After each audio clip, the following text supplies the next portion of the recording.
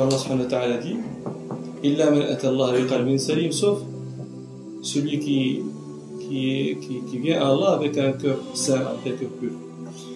Ceci est une partie d'une histoire, de l'histoire d'Ibrahim alayhi salam, qu'Allah subhanahu wa ta'ala a ordonné à son prophète sallallahu alayhi wa sallam, Muhammad sallallahu alayhi wa sallam, de raconter aux gens. Watlu alayhim naba Ibrahim, raconte-leur l'histoire d'Ibrahim. Il qala li abihi wa qawmihi ma ta'budun. Quand il a dit à son père et à sa tribu, qu'est-ce que vous adorez? ماذا تعبدون؟ قالوا نعبد أصناما. Nous adorons des statues. فنظل لها عاكفين. Et nous y demeurons. قال هل يسمعونكم إذ تدعون. Là, il commence un dialogue logique. Tu fais quelque chose, il y a quelque chose de logique dedans, il y a une explication rationnelle que tu peux donner. Toi, tu es en train d'adorer une statue, il te pose la question, Ibrahim alayhi salam. Est-ce que ces statues-là vous entendent quand vous leur faites un dua? Est-ce qu'ils vous entendent? Et bien sûr, quand bien même vous entendrez-ils, est-ce qu'ils vous exaucent ce que vous implorez, ce que vous faites comme dua? Ni l'une ni l'autre.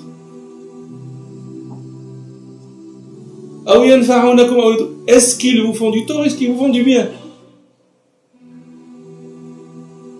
J'ai dit qu'ils venaient, il y avait un tronc d'arbre,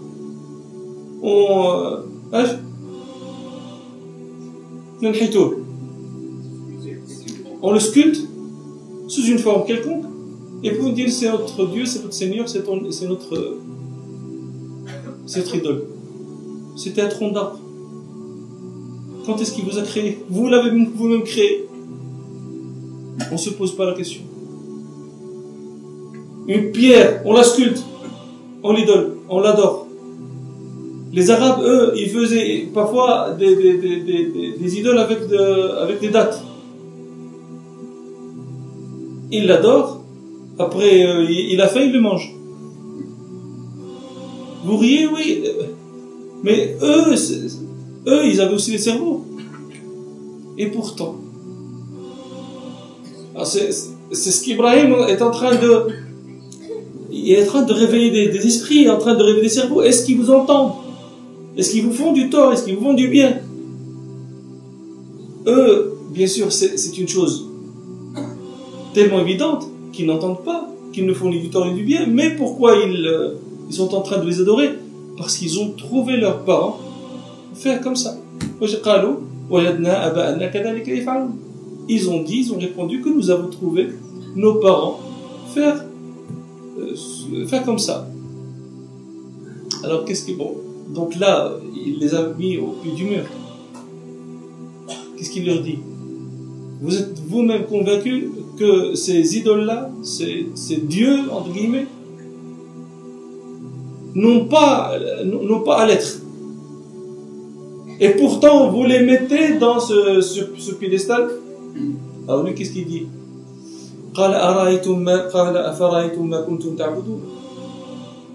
Voyez ce que vous avez eu l'habitude d'adorer. Vous et vos ancêtres. Tous sont mes ennemis. Pourquoi il dit ça? Il leur dit, ce sont mes ennemis. Mais pourquoi leur dit-il, ils sont mes ennemis? C'est un défi qu'il lance. Moi, je dis à pleine voix, à haute voix, ils sont mes ennemis. Ben, qu'ils me fassent du tort s'ils le peuvent. Vous pensez que ce sont vos idoles, vos dieux, Moi, je dis à pleine voix, à haute voix, tout le monde maintenant est en train d'écouter, ils sont mes ennemis. Qu'ils me fassent du tort. Ibrahim alayhi salam, il est en train de les mettre, de vraiment serrer dans le coin, comme ça. Soit ils disent, nous sommes dans le faux, soit ils se repentent, ils vont pour l'islam, soit ils disent, nous sommes dans le faux, on le sait, mais on persiste dedans. Sinon, il n'y a pas de logique. Pourquoi vous faites? Et après, فإنهم عدو لي إلا رب العالمين. Quand il a déclaré que leur Dieu à eux était ses ennemis à lui, il a proclamé son Dieu à lui. Il a fait l'exception. Ce que vous avez adoré, vous et vos ancêtres, sont mes ennemis, sauf Allah.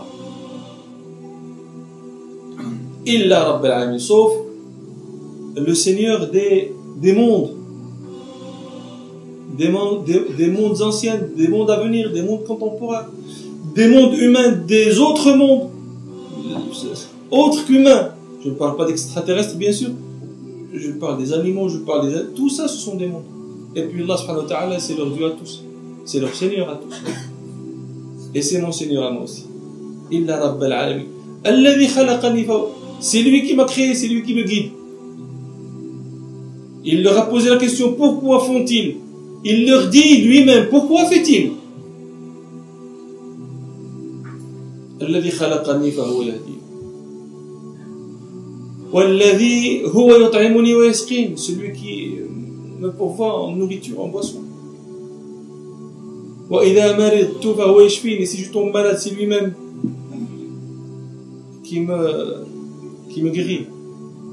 Quelqu'un qui peut-être qui dirait maintenant, oui, mais ça c'était dans la préhistoire. Maintenant, c'est la médecine qui guérit. N'est-ce pas? Vous n'êtes pas d'accord? Si?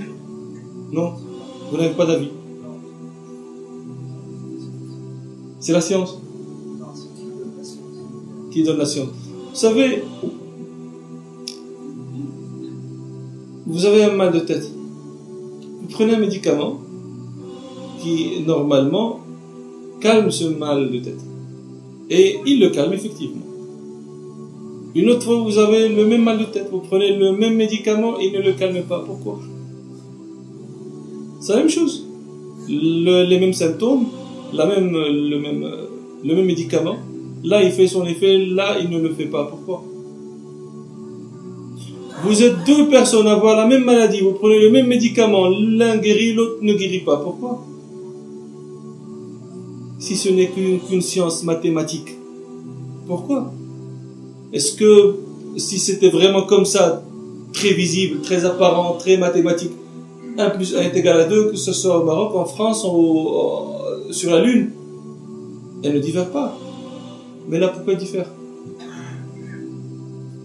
Vous savez, les médecins eux-mêmes, bien sûr les raisonnables entre eux, ils avouent ça. Ils disent qu'il y a des phénomènes que nous n'expliquons pas. Avec toute notre science, tout notre savoir.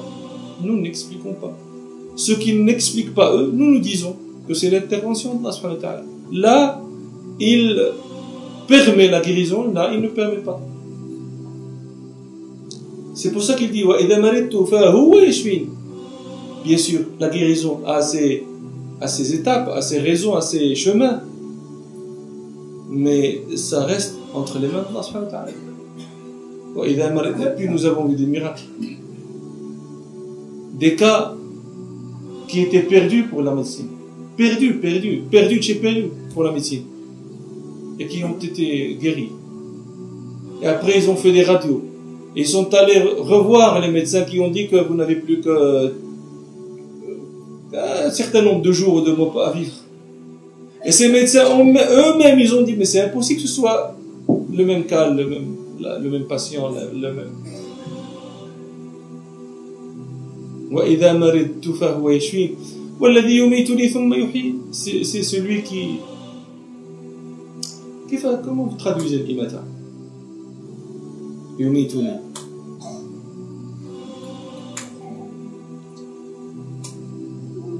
Personne ne parle français ici? Qui prend ma vie? Là. Prend ma vie. Khudh hayati. Yumituni. Me donne la mort. Yu'tini al-maut. Me fait mourir. D'accord, nous gardons qui me fait mourir. C'est lui qui me fait mourir. c'est lui qui me fait ressusciter. والذي هو والذي يميتني ثم يحيين والذي أطمع أن يغفر لي خطيئتي يوم الدين. Et c'est lui qui peut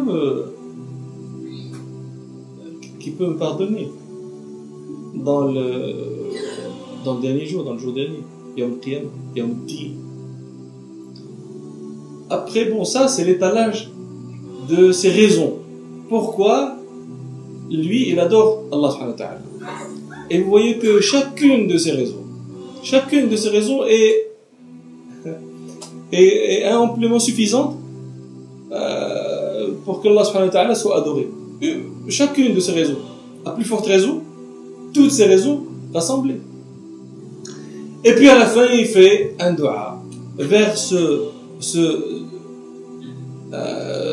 Dieu qui doit être adoré. ربي هب لي حكما والحقني بالصالحين. نسأل الله تعالى أن يوفقنا وأن يرزقنا قلوبا سليمة.